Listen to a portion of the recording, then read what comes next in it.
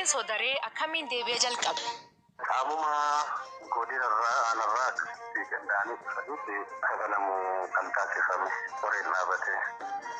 Baqattoota Eertiraa 20 ta'an dhabame oduun jettu sobaa jedhan. Oduu biraalee qabadhee dhiyaadhaa an Asli Galgalooti nuu dhiyaadhaa.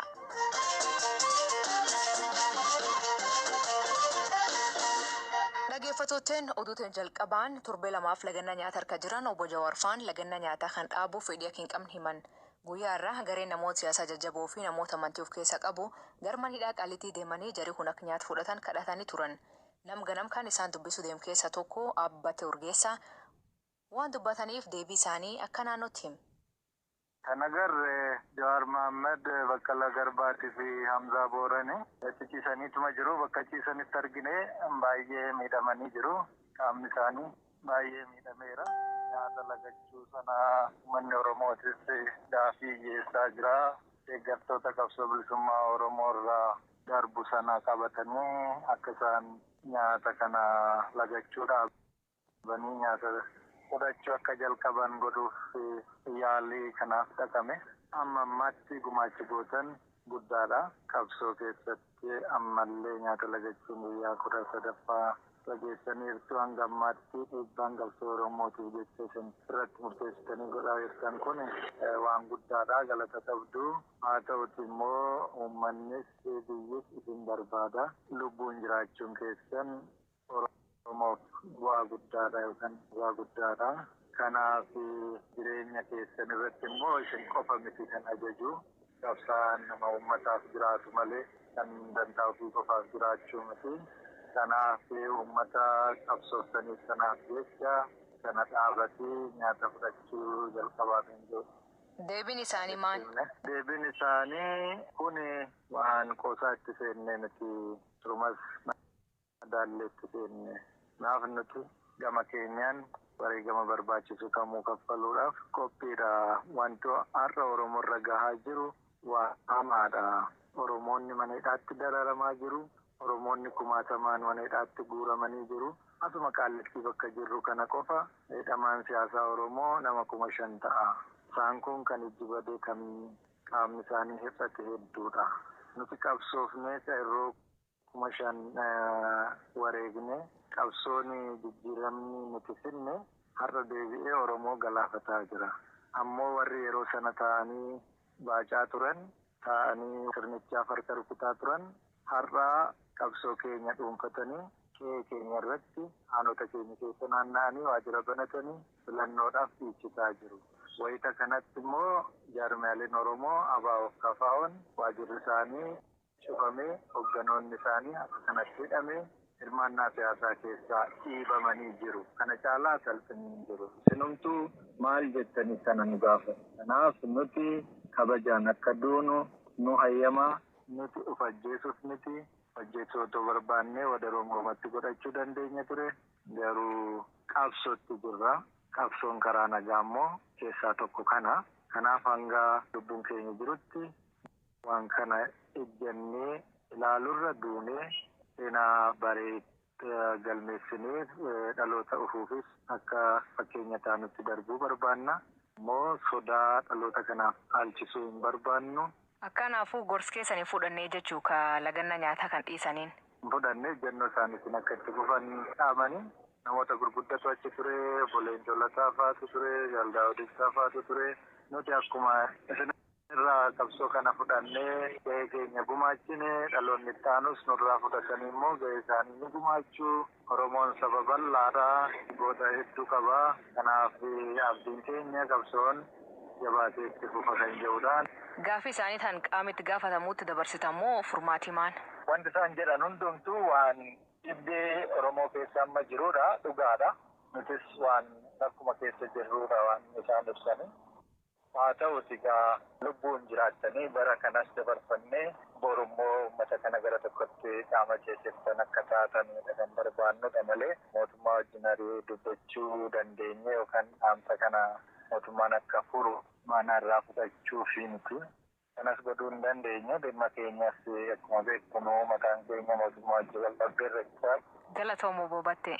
Ayyee galatoomaa. Himatamtoota galma Jawaarfaa jalaatti himataman keessaa obbo Dajanee Xaafaaf Shamsudiin Taahaan uf dadhabanii kufanii amma hospitaala yaalamaa jiranii jedhan.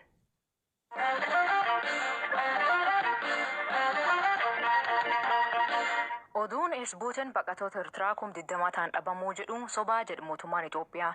Direktaraan olaanaa eejensii dhimma baqatootaa fi namoota baqa deebi'an obbo Tasfahuun Gobaazee ibsa miidiyaaleef kennaniin baqatooti 19,000 hundi Itoophiyaa keessa akka jiran hin beennaa jedhu. Torba tokkoon dura baqatoota Eertiraa 19,000 ta'an kaampii lameen baqatoota naannoo Tigraay keessatti argaman keessa turan dhabamanii jedhanii miidiyaaleen addunyaa gabaasaa ture. Hamza Hussein gabaas qaba.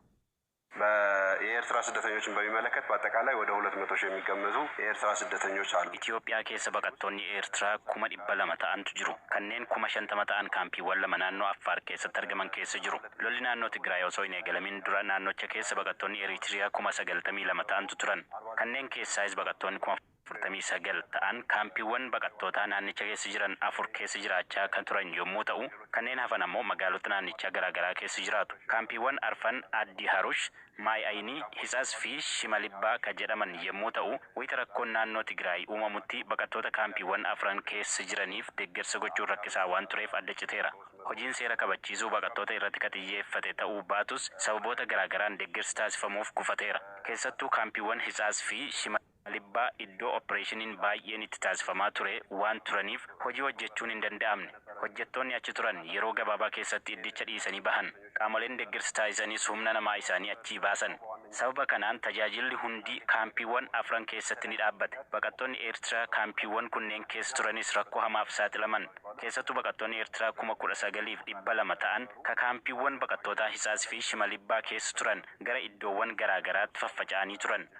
hojii baqattoota kunneen gara kaampiitti fiduuf hojjetameenis haga ammaatti baqattoota 5,000tti siqan gara kaampiiwwan nageenya qaban lamaan Addi Harush fi Maay'ayin akka galan taasifamaniiru. baqattoonni 3,000 ta'an ammoo magaalaa Finfinnee akka jiraatan gooneerra. kaanis magaalota naannoo Tigraay fi Amaaraa garaagaraa keessa faca'anii jiru. baqattoota kunneen iddoo isaan jiranii gara iddoo tajaajila itti argatanitti walitti qabuuf hojjetamaa jira. baqattoonni tokko tokko gara Eertiraatti akka deebi'an nageenyeerra. dhuguma deemuu isaanii fi lakkoofsi isaanii meeqa akka ta'e ka qulqulleeffannu ta'a. amma kaampii tan cufuuf mootummaan UNHCR waliin galuu dubbate obbo Tasfaሁን።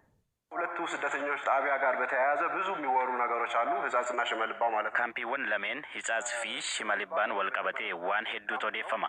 Shimalibbaan kaampii baqattootaas jalqabaati. daangaa irraa kiiloomeetira 20 qofa fagaata. akka seera dhaabbata baqattootaa UNHCR'tti kaampiin baqattootaa daangaa irraa yoo xiqqaate kiiloomeetira 50 fagaachuu qaba. rakkoowwan sababa daangaa mudataniif fi saaxilamtoota akka hin taaneef jechuudha. jalqabuma akkamitti akka hundeeffame ani hin beeku. garuu akka mootummaatti waan nu ilaallatuuf irratti xiyyeeffanneerra. kanaafuu yeroo ammaa UNHCR waliin dubbanne kaampiin kun haala itti ufuu danda'u keessa hin jiru ka jirurra geenyeerra. baqattoota kaampii Shimalibbaa keessa jiran gara biraatti geessine kaampicha cufuuf walii galleerra. kaampiin inni kaan rakkoo qabu Hisaas jedhama. kun immoo fageenya irratti argama. gammoojjii Dadabiit keessa jira. jireenyaaf hin mijatu. yeroo baay'ee baqattoonni kaampii kanatti erga galmaa'anii booda waraqaa eenyummaa fudhatanii haala jireenyaa jibbuurraa kaka'ee gatanii badu. kanaafuu kaampii kana cufuun baqattoota gara biraatti geessuuf tattaaffii gochuun waggaa tokko dura jalqabee ture.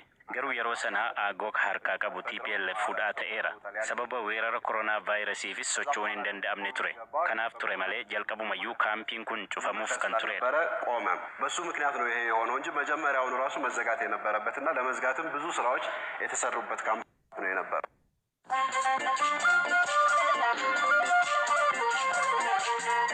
dhaggeeffattootteen oduu gaggabaaboo addunyaa isanii dhiyeessaa jalqabaan gareen abbootii seeraa pireezidantii duraanii US Donald Trump deeggartoota isaa fedhuufiitiin hokkar kaasanii malee Trumpiin hin kakaasine jedhe. senetiin Ameerikaa irraa adeemsi himannaa isaan irratti falmii eegal. Trumpiin himannaa irratti ka'e kan irratti raagaa hin ba'uu jedhan. Miyaanmar keessatti hiriirri mormii guyyaa afuraffaaf deemaa jira. Poolisiin Miyaanmar rasaasa simbiiraa gaasii namboosisuu fi meeshaa bishaan facaasu namaa tadhaa oolullee hiriirra ba'uu hin dhiifnuu jedhan. Jiraatotni kun fonqolcha mootummaa ka torban dabruunii waraana geegessee mormu. Hoogganaan waraana Mozaambiik Jitoko eegiyangoo qabateen booda COVID-19 lubbuu dhabe. Eugenia Hussein kalee ka hospitaalatti yaalamaa jiru du'i. Jidabree waggaan kun ka shororkeessummaa balleessanii jedhee dubbate. Magaal guddoo Kooriyaa Kibbaa Soolitti saree fi qaxurreen yookiin adureen mallattoo kooronaavaayirasii agarsiisan qoratamuu qabaa jedhanii bulchiinsi magaalaa kun yeroo Kunin eegii dhiyoo tanaa yeroo duraaf qaxurre irratti COVID-19 argama.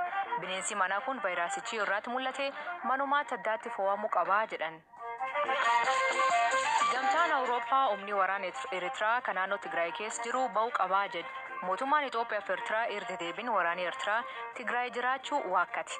Garuu Ameerikaan humnooti sun jiraachuu raaga qabnaa jedhe. Namooti COVID-19 qabamee am 11 ga'ee jedhan kaampii leenjii waraanaa British Kenya keessatti. Loltooti British Kajji Dabree leenjiif kaampii Naanyukii Kenya dhufte dubbii himaan waraanichaa loltooti 220 addaan baasanii kophaa tursanii jedhe. Ijoolleen amal dansaa horachuuf uleemman barnootatti deebi'uu qabdii jedhu ministeerri barnoota Keenyaa. Dhiyoo tanaa barattooti man barumsa gubuuf barsiisota dhaanuu jalqabde. Tan dhaabuu fi qorsii ulee jedhu barsiisan kun. Itoophiyaan jilam dhuf keessatti talaalii COVID-19 miliyoon 9 biyya alaatti galfachuu hojjechuu jirti jedhu ministeerri fayyaa Dr. Liyaa Taaddasaa. Itoophiyaan talaalii kana kagar biyyaatti galchitu karaa Covax akka ta'e himama.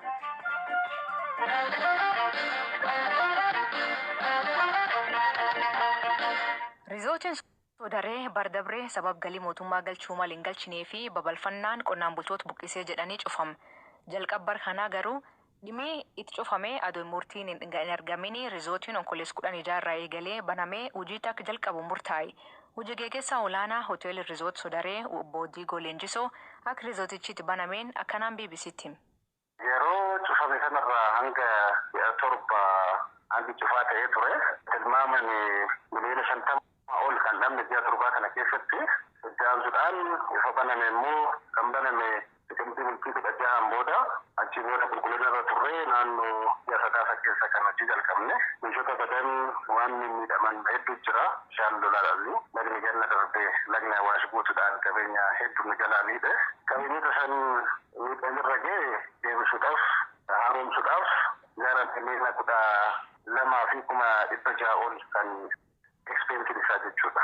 Sababa ittiin cufame yeroo sana dhimma daangaatii wal qabatee qonnaan bultoota wal qabatee dhimmoota akkanaatiin akka cufame himamee ture rakkoon suni maaliin furame akkamitti xumura argateetti akka banamu ta'e. Already deemnichi mana murtiitiin qabamee jira. Dhaabbatichi garuu hanga sanitti kan jedhuu fi banamee tajaajila kennaa jira. Tajaajila ji'a 9 irraa jalqabee keessummootaaf guutumaan guutuutti manneen keessattuu manneen nagara jiran bishaan nyaataman sun hin haaromsamne haa ta'uuti bishaan dandaawwan bishaan daankiidhaaf ta'an bakka keessummoonni itti bashannanan guutumaan guututti haaromsinee sarvisii haala gaariidhaan kennaa jira keessummoonni keenyas nu deebi'anii. Rizoortiin kun akka deebi'ee hojii jalqabu kan murteesse eenyu? Qaamuma godinarraa aanarraa akkasitti qindaa'anii dhufaniiti kabanamu kan taasifame warreen dhaabate. Kanaaf manneen gara mana 120 ol kan ta'an manneen nagara jiran isaan haaromsinee hojiitti hin galle postiin isaa guddaa waan ta'eef. Miidhaa ga'e kana lolaadhaan miidhaa ga'e kana qulqulleessuudhaaf hammam isinitti fudhate? Qulqulleessa 16 kaasee hanga sadaasa 5-6 almost naannoo ji'a tokko jala dhufa. Amma dhimmoonni gibira hin kaffallee akkasumas ammoo qonnaan bultoota wajjin waa'ee beenyaatiin wal qabatu sun mana murtiitti otuma ilaalamoo rizoortichi garuu akka hojii jalqabu murtaa'e jechuudha. Akkasi. Hojiin babal'isuu garuu hin jiru dhaabbateera. Almost hojiin babal'isuu dhaabateera yeroo ammaa kana. Obbo Diigoo Leenjisoo ka dubbise Bizwarq Olaanaati. Dhaggeeffattoonni sagantaan keenya galgal kanaa ganumaa nu eeggatanii dhaggeeffachuu keessaniif ulfaadha isaniin jenna. Mammaansi galgal kanaa garaan gurrin caaluu jedha. Hiikan isaa isan biraatti maanii kooment keessa nu beeksisa. Sagantaa kan qopheesse Hamza Hussein gam teknikaatiin Deevis Masaaru kan isaniif dhiyeesse Anna Asti Galgalooti. Yoo waaqee jedhu borsaatti akkana walitti deebina nagaa waaqa bulaa.